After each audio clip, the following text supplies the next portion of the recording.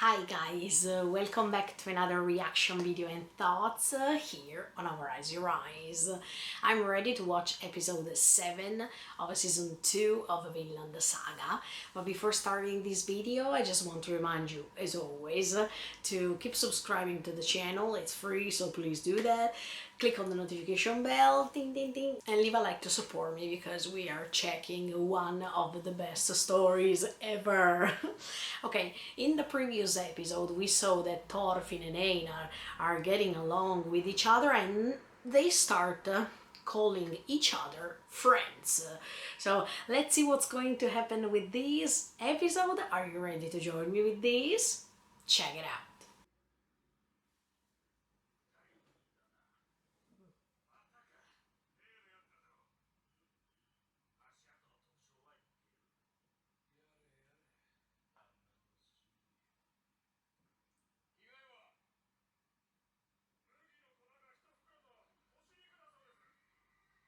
So someone is stealing me.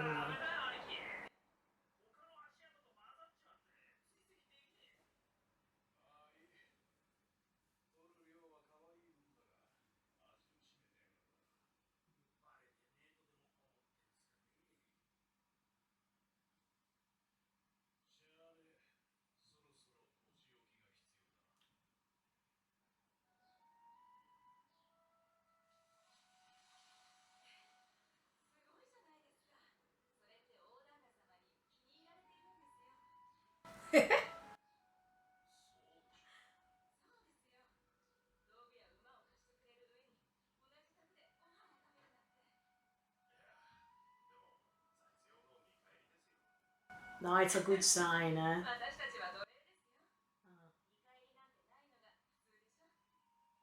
She's right.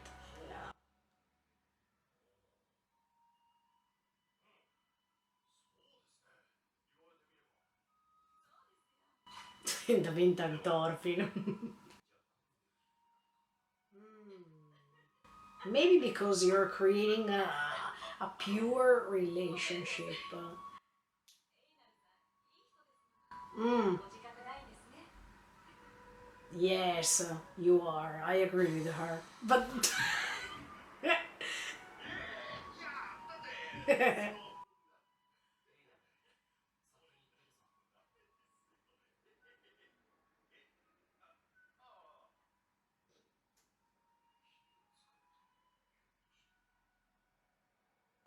maybe. Yeah.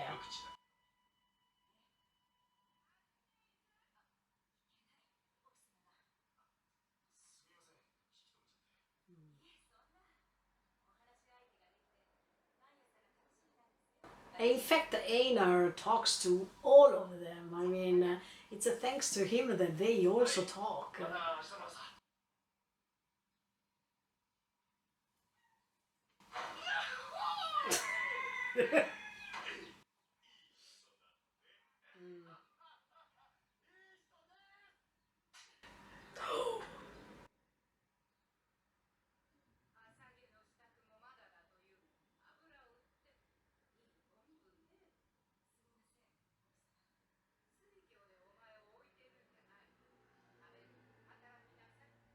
I hope nothing bad is going to happen to her.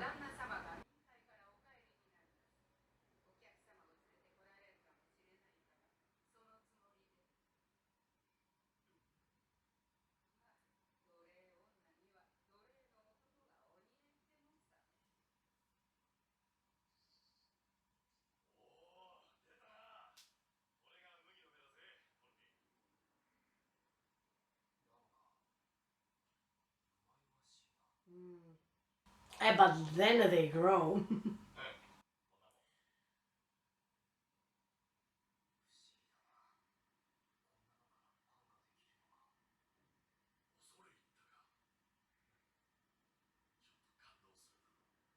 And they change and then they become better than now.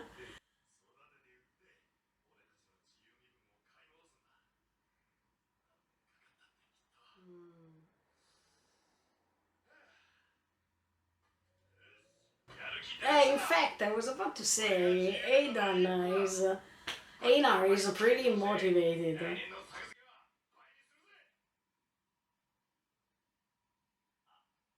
He's smiling. Ah, no, I thought something else. I don't think so.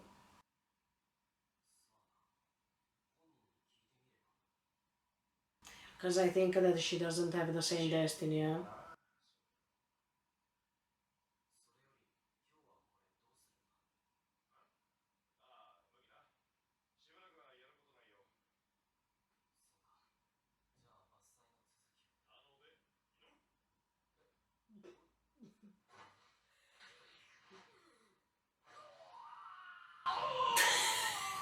No, I don't think it's working.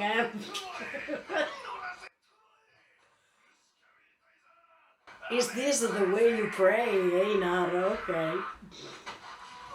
No, come on, he doesn't know how to pray and he doesn't want to pray, I guess.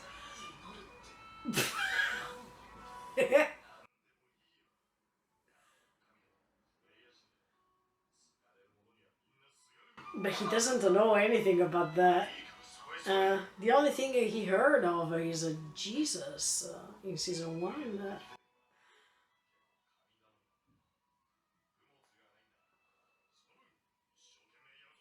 Or, I mean, God too, but.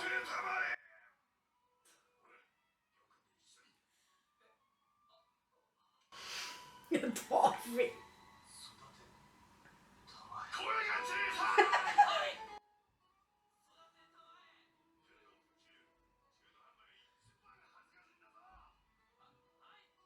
Oh, look how Thorfinn changed in the meantime.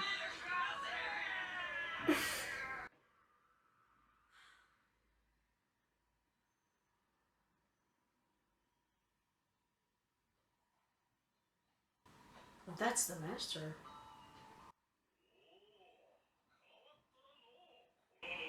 Oh no, that's the master one. Ah, okay, okay, okay, okay.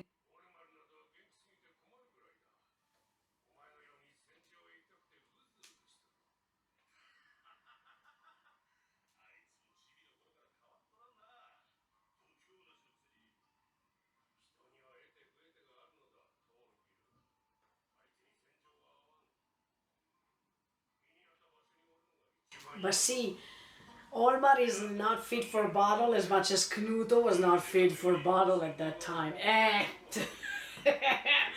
Exactly. Hmm.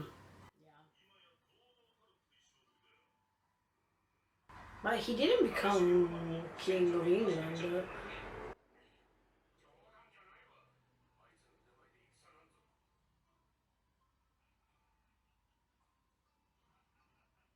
What's there? Ah, okay, snake.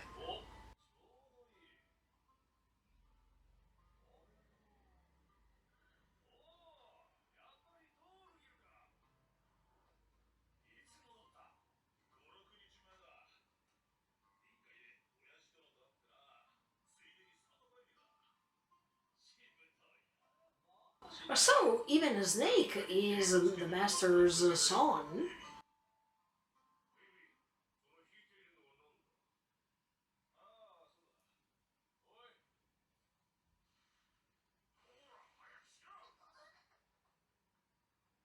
Oh. Ah.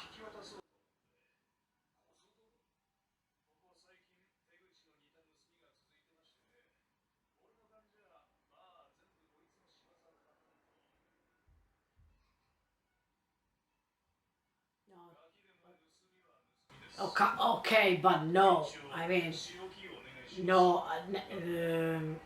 I hope that you, master, are intelligent enough to not punish them, right?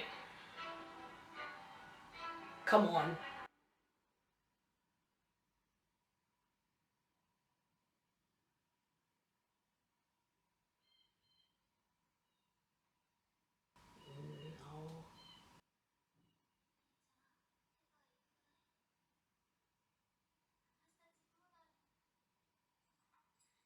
No. I hope that nothing is going to happen to you sincerely.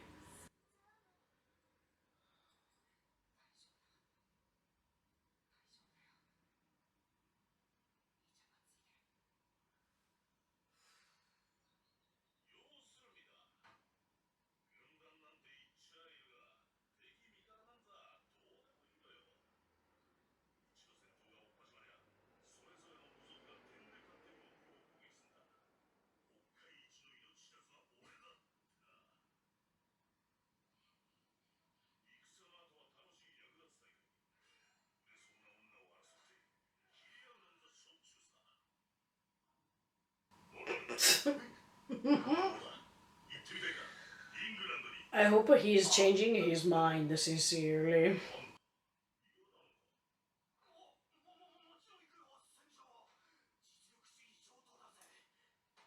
You will regret this decision you made. Huh?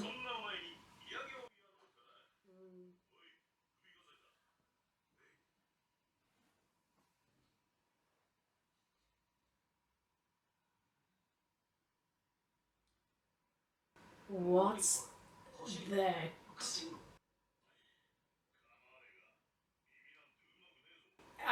I thought that they were ears. Ugh.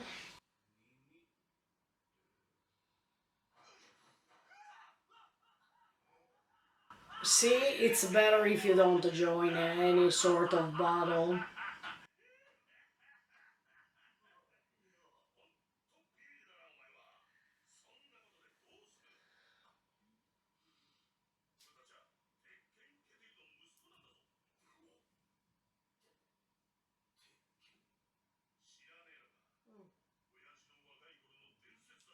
Ah. Ooh.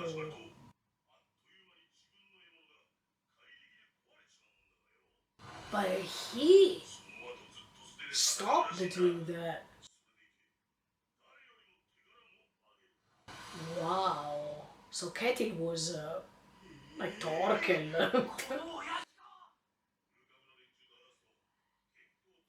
Iron Fist, okay.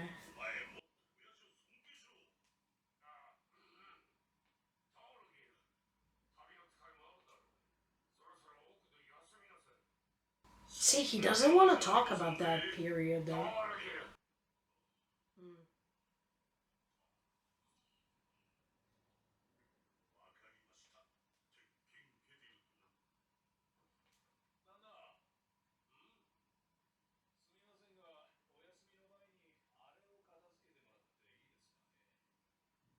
Please don't kill them.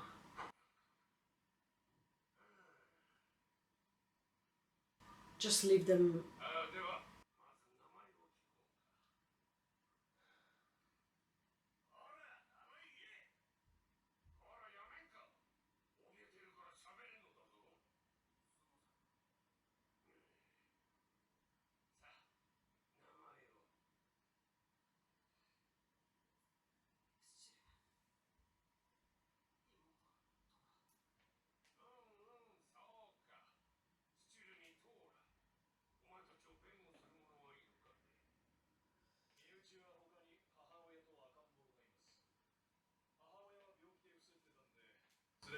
Come on.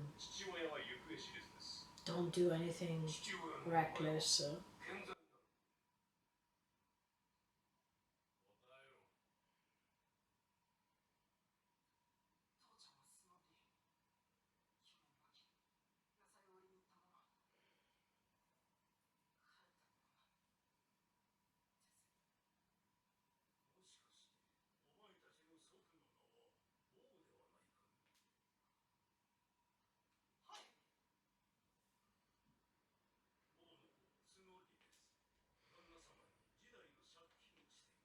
Okay, so please.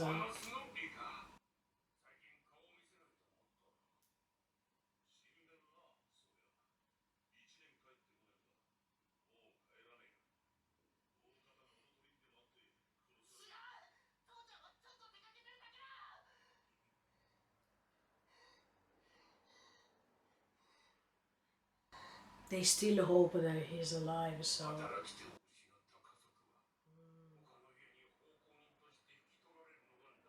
Ah, okay, okay. No, don't do anything reckless, please. Oh, that's the wife of the master. Okay.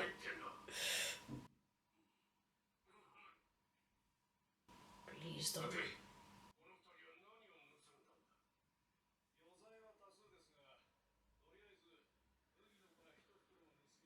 I mean,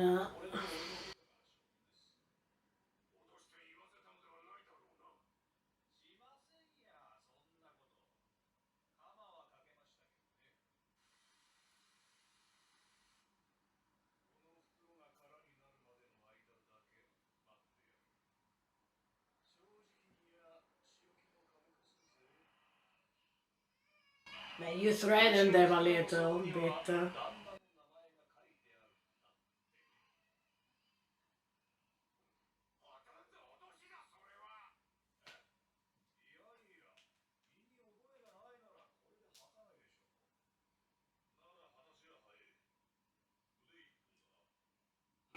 What?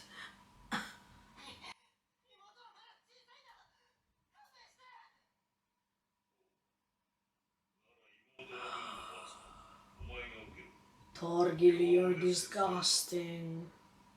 Come on.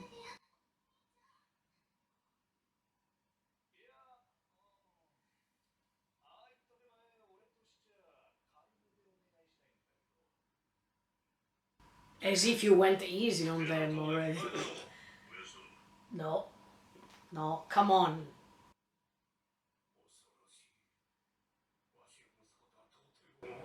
In fact, so.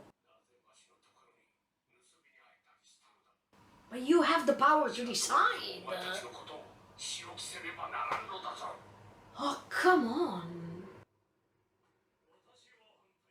Oh, right. I agree with you.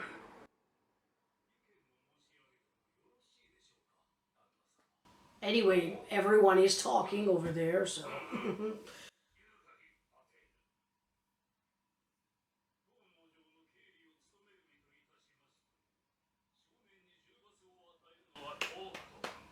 Bravo, Pater.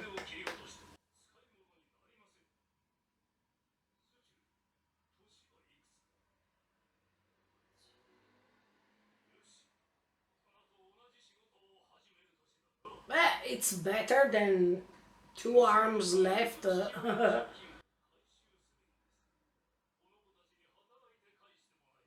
Yeah, that would be great. Better than losing two arms.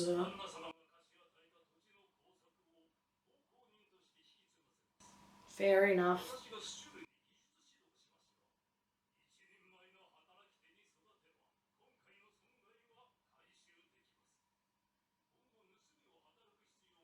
Exactly. If they work, they don't steal anymore.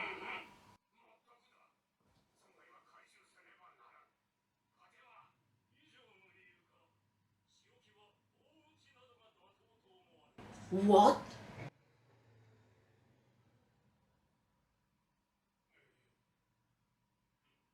No. No, I don't agree. Exactly. That's the same, the most reasonable way.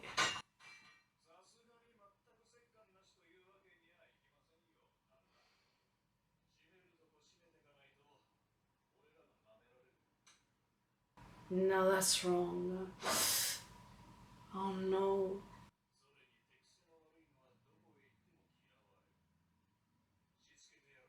I hope they don't show us, I mean, oh no.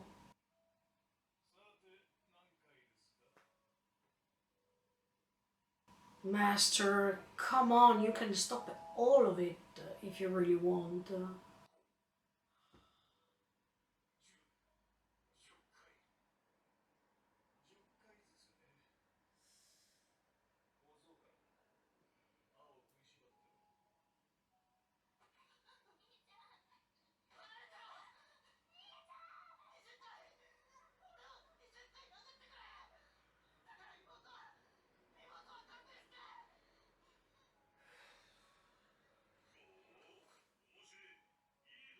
Master, you don't have any sort of guts.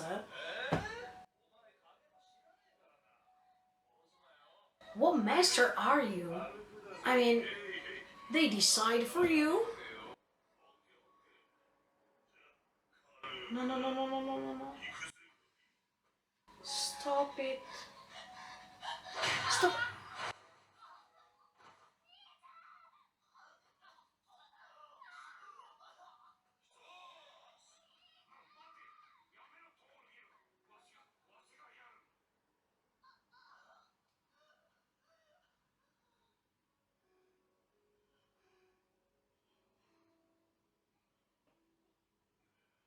You were the strongest, so should I be afraid? No, don't do. No, no.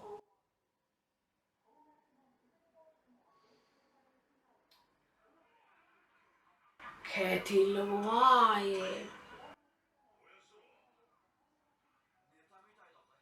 Of course, he feels guilty. No, no, it's not because he's old.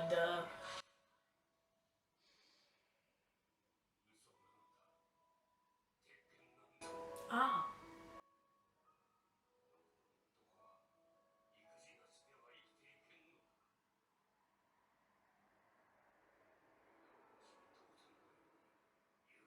but we noticed that you're not brave at all.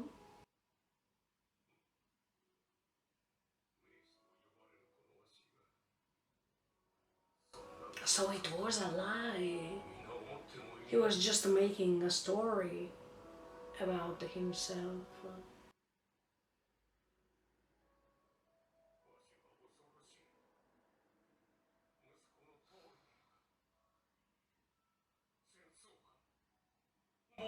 But that's something great, so you should have stopped them.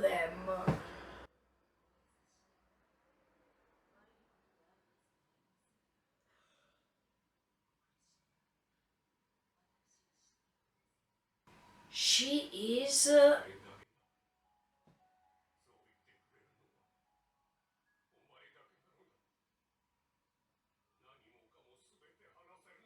She's the woman who was talking to Einar.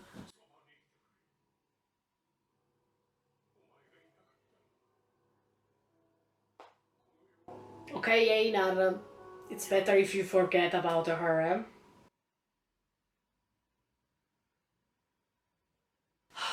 Wow, another different episode we found here. Actually, everything is focusing on Ketil. Even if in the first part we saw Einar and Thorfinn getting along with each other more and more, because did you see how Thorfinn is completely different than what we watched in the previous season, and now he is discovering even how to pray. And if you compare Thorfinn of season 1 with this one, you say no, come on, it's impossible. I mean, if we go back and we watch season 1 and we don't watch season 2, we say no, Thorfinn will never pray. Thorfinn will never do such things like getting along with someone, being friendly, and even trying to get attention from Einar. We would have never expected such an evolution from him, but it's really nice to see that even Einar feels suspicious about his behavior, and he's saying, does he want attention? I mean, does he want that I spend more time with him because he sees that I am getting in touch with this woman, and probably he's jealous. I think, yeah, that Thorfinn in this second season, he's experimenting lots of different feelings that he has never get in touch with, and that's why sometimes he feels confused, he feels unsure, he doesn't know how to describe how he feels, right? By saying that he's jealous is because right now that he found a stability and a routine that brings him peace in his mind. He doesn't want that someone else is contaminating this stability, these quiet feelings that he feels. And that's why when he sees that Einar is getting in touch with this woman, sorry, I don't remember right now her name, but I promise you for next time I will be sure to remember her name because it's a little bit complicated. Einar understood him. See, Einar has this huge power that he can understand Thorfinn just by looking at his actions. And he already knows what he wants to say and how he's reacting and why he's reacting like that. So even Einar feels happy to see that Thorfinn right now is interrupting him because he wants to have more attention and whatsoever. It's like as if he's reaching his goal, his initial goal to have a relationship of a friendship with Thorfinn. So I'm really happy to see this, but at the same time I'm happy for Thorfinn because I really believe that at a certain point he will say it out loud. I mean, he will say, oh look, I thought that nothing was worth living, but look where I am now. Look what I made.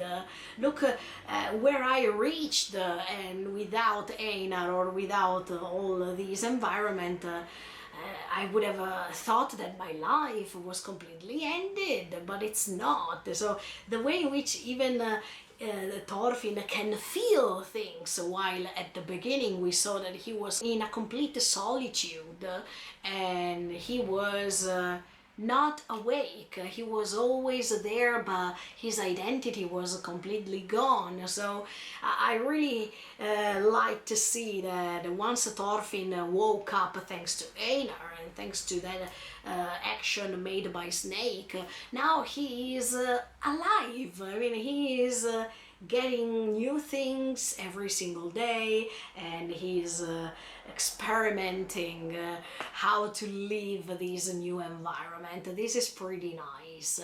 But yeah, as much as I was saying during the reaction, I really believe that without Einar, this would have not been possible. So I personally like this character. I think that Einar is quite essential in this season. I already told you this, but I want to remark what I say because episode after episode you understand the importance of this character and why that character was created for this story. And then I want to say that even from Einar's point of view, life is getting better. Definitely he's focusing on his job, he's already dreaming about what to do next, he has these feelings for this woman that unfortunately we discovered that it will be quite impossible to get in touch with her more than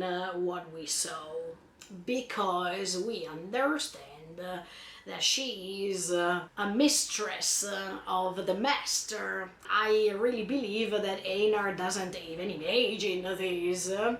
I mean, she was introduced as the attendant of the master, but we couldn't imagine that she was his mistress. So I wanted to see Einar's reaction because, of course, from Einar's point of view, the more they talk, the more he's getting involved into these communication, into this dialogue between the two. But sooner or later, I think that he will understand that it's not possible to go one step forward with her. I mean, it will be impossible to marry her, it will be impossible to love her and stuff like this. Also because the master at the end of the episode is asking her, please don't leave me, because with you I am true to myself and I can reveal everything to you. I mean, I can spit out all the truths and you are not going to be disappointed by what I say. I mean, the master can be true to himself when she is around, and even if she's a slave, at the moment we watch this scene, we can understand that even if she's a slave, she can comprehend the master more than his own family. And this makes you understand that sometimes a stranger can understand you better than your own family. This is for sure. It happens even in reality. We can talk to a stranger more than a friend, and we feel more comfortable to reveal some things of us to a stranger than to our own family members. This is quite common, but especially in this context, where a slave can understand the master more than his own sons and more than his own wife. That's something crazy if you think about it. But at the same time, he is requesting her to stay and to never abandon him. And that's why I think that Einar, it will be hard for him to fulfill his goals, because he already has in his mind some goals about what to do and about how to confess his feelings probably in the future or whatever. We need to see what's going to happen to this woman, also because the wife of the master is not kind and she doesn't like her.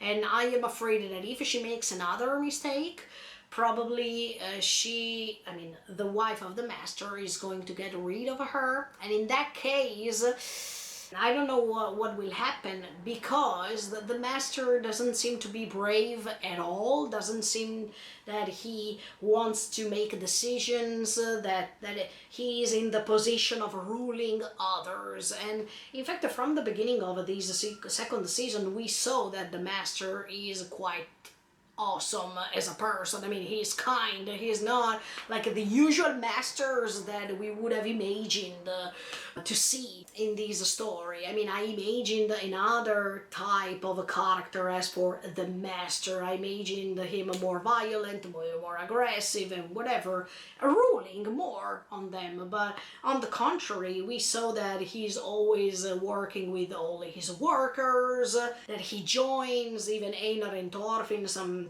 to talk, to ask them if everything is good and whatever. So this image of the master here in this story is totally different. And let me tell you, I like this because we always have some ideas, some stereotypes about how people can be based on the role they enroll.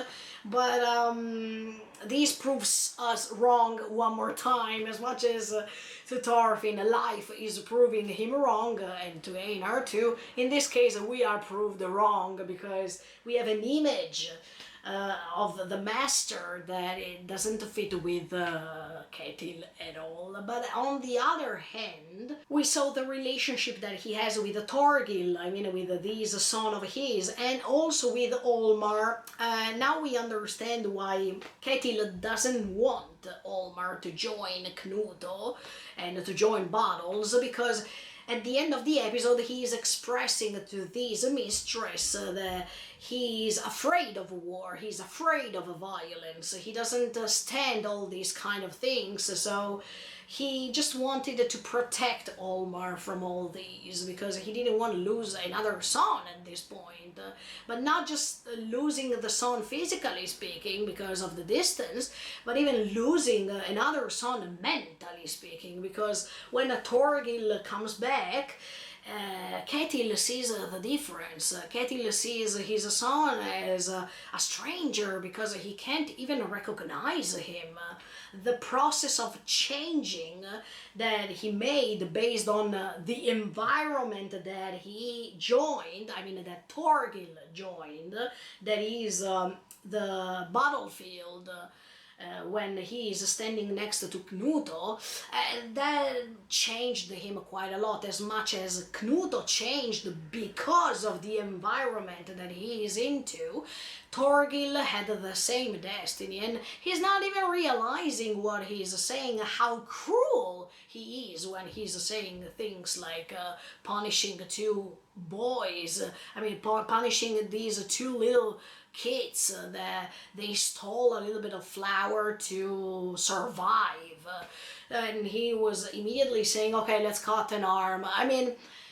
when you approach violence, then everything is like a take it for granted. I mean, you don't even pay attention on the pain, you don't even pay attention on the blood, because the more blood you see, the more ineffective that is. Or even when they kill people, they don't mind anymore because it's just a number, that it's increasing the total amount of the bodies that they killed. So these unsensitiveness, this lack of humanity, that is a procedure that happens as soon as you get in touch with this cruelty that is consuming you.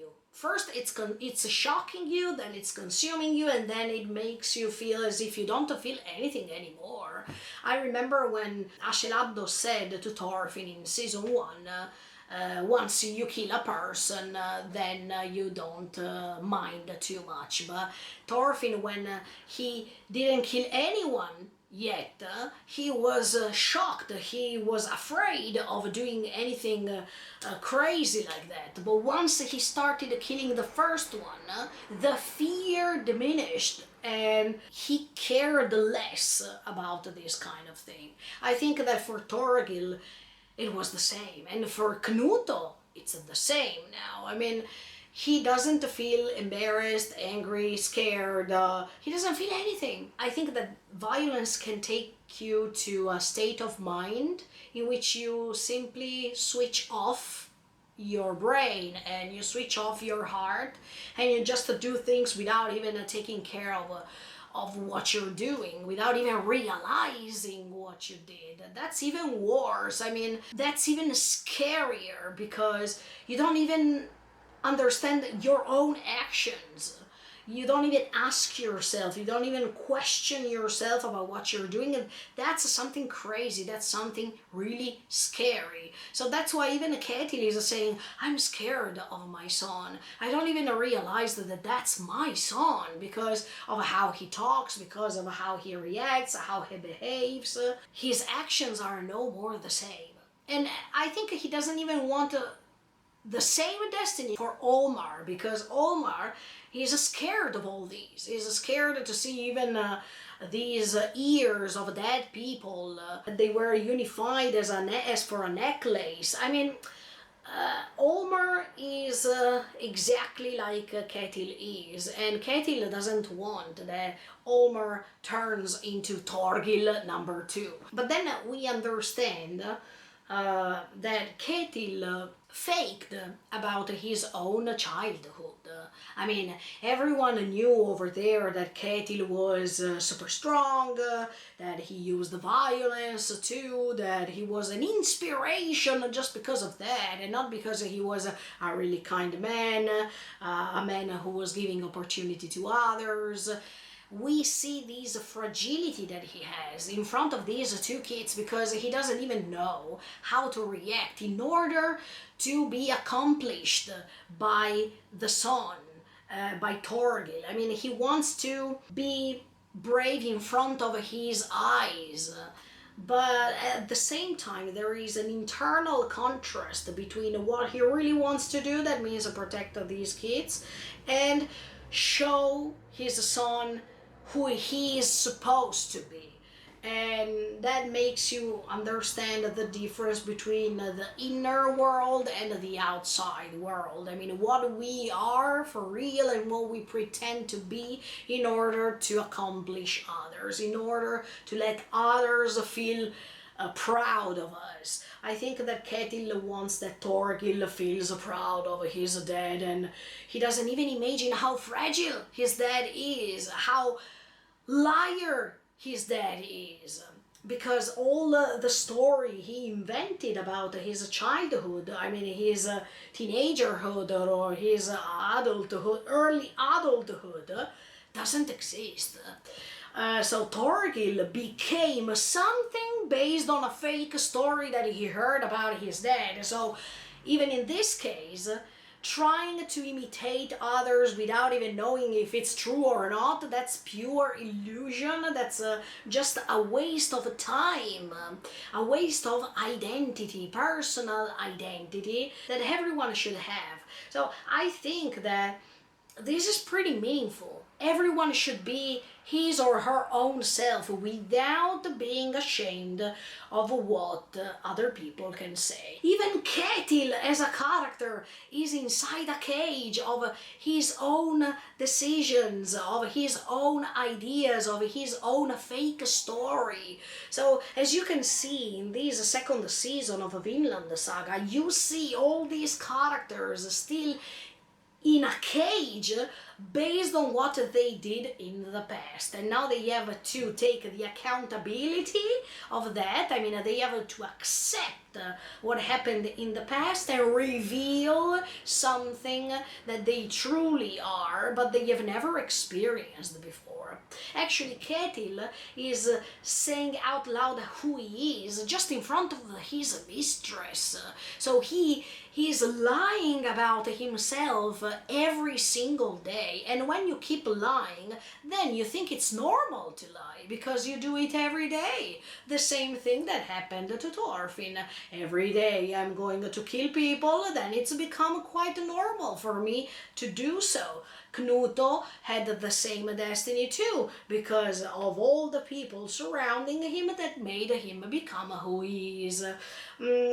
All these fragile characters that are affected by the environment they are living in makes you understand that we in reality too are affected, are influenced. It can be positively, it can be negatively, whatever, but anyway, we are always influenced by what we see. We are always influenced by what we have around us. And actually, the theme here is to try your best to detach yourself from the environment for a second and think what you really want to do. And it's not easy. I mean, it's something pretty difficult to do, but we should do this in order to find ourselves, find our inner and true self. Ketil is chained right now. He has a persona that he has to use in front of his family, the brave one, the one who destroyed lots of lives, and he was so courageous, he was going on the battlefield, etc., etc., when it's not true. And that's why he stopped Torgil while he was praising him so much. At the beginning I thought that he wanted to do this because of his experience. I mean, he experienced so many bad things that then he changed his life into something good, and he doesn't want Olmar to be involved in that kind of situation too. But when we reach the end of the episode, we understand that the reason why he stopped his son was because he really didn't want to see how his son believes his fake story, because Ketil feels guilty because of this. I mean, if I'm spreading a lie, then I regret that I said that lie, and that lie makes my son become something that I was not.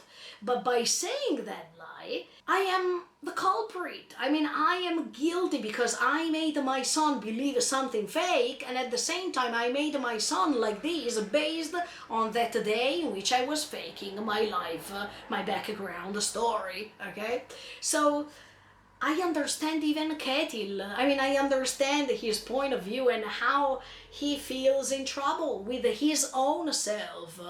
I think that even his wife married him because she believed his story, that he was super powerful, that he was strong, that everyone was praising his strength, and he made a certain authority in order to become a master. When he was punishing the kids, I felt his sensitiveness, because you see that he doesn't want to punish those kids just because of a bag of flour. But at the same time, he's in front of his family, so he has to prove them that he's not coward, that he's not fragile. He needs to show them one more time how strong he is in order for them to not understand that he was fake, or in order for them to still feel proud of him.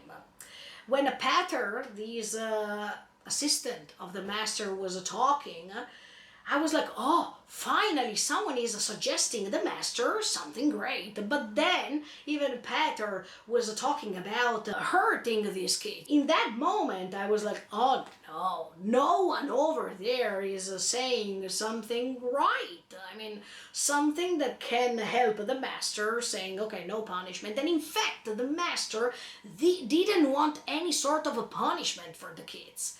But their reputation in front of his family or the people he knows is more important than anything. So Ketil is a slave of his own reputation. I remember when Askeladd was saying everyone is a slave of something, right? And here in season 2 we find the same problem. Basically, this is a paradox, because Ketil, who's supposed to be the master, is a slave of something, and he is confessing his slavery to his slave. That actually, the slave, the woman, is free. I mean, he's free of thinking that someone is kind, and she is always showing herself in front of others, no matter the consequences. In front of Einar, she is kind and she's not rude at all. She doesn't want to create a distance between the two, even if later the wife of the master is going to slap on her face.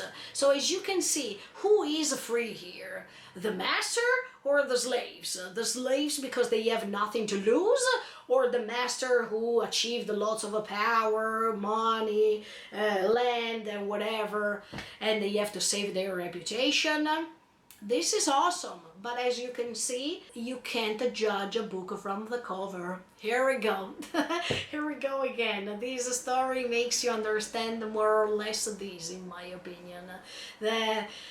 Behind what you see, there is a world that you don't know. So it's better if we don't judge easily, but we should try to dig and comprehend what's wrong and what's happening. Sincerely, I've always liked Ketil, but I don't like that he lied to his kids. I mean, Olmar didn't even know about this side of Ketil's story. So only Torgil knew that. But I think that at that time, Ketil wanted Torgil to join Knuto just to have a certain position, a certain status in society. But sooner after, when he's coming back to visit him, he's realizing the huge mistake that he made. To try to convince him probably to go on a battlefield. I don't know, but what I'm saying is that Ketil is really guilty, and I feel so sorry for him, because his life is all a stage, and when you play a role in your life and you're not be able to be yourself in the good and in the bad, the risk is that you waste your life. And it's another way to waste your life, because Knuto is wasting his life based on the role that others wanted him to enroll. Thorfinn was wasting his life by going through this path of revenge. Ketil is losing his life by playing a role, of his life as if he's on stage. And Einar is the one authentic here. The one who still is searching independence, freedom, to have a job, to create his own life, no matter the disasters that happened in his life previously. So I really admire Einar as a character, yeah. And I think that even this slave woman, likes Einar for the fact that she notices how Einar is pure. No matter everything that happened into his life, he is still pure inside. Pure feelings, kindness. The past didn't ruin Einar's personality, didn't change his personality didn't temptate his personality to transform into something wrong. That's why I consider him pure still. Then let's see what's going to happen next. But I really like this episode too, because you can see that when you are a slave of your own character, no matter who you have in front of you, if it's kids, unfortunately, if it's innocent people, you just play that role and you lose humanity. That's something disgusting that it's depicted very well in this story and in this episode. So people who didn't watch Vinland Saga, they should, because it can teach you lots of things, even for our real world, even for what we are and how we should behave. Honesty and sincerity are the greatest values in the world, in my opinion. So if you're honest with yourself and with others, your consciousness is completely clean and you don't have to regret anything, you don't have to blame yourself about what happened and what so on. Anyway, thank you so much for the support, guys, and sorry if the camera is blurred somehow in some parts, because I noticed that the autofocus was manual, so unfortunately you can't see my face clearly. I hope that now you can. Sorry for the problem, the issue. But anyway, see you next time with episode 8 of season 2 of Vinland Saga. In the meantime, thank you so much for the support, and keep subscribing to the channel and click on the notification bell. Bye guys, see you!